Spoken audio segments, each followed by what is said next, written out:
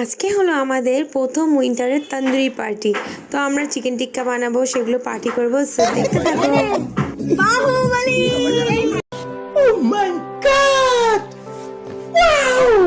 তারপরে আমাদের বাহুবলীকে দূরে রেখে আমি এখানে স্যালাড কাটছি, আর হলো গিয়ে চিকেন টিক্কার সাথে যেগুলো রোস্ট হবে সেগুলো কাটছি। তারপরে এখানে ধনেপাতার চাটনি বানানো হলো। সেগুলো বানানোর পরে আমাদের পুরো এখানে রোস্ট হচ্ছে।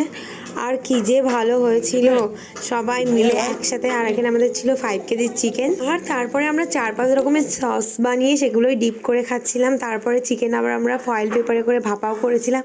আর লাস্টে ছিল আমাদের এই কিউট ডান্স।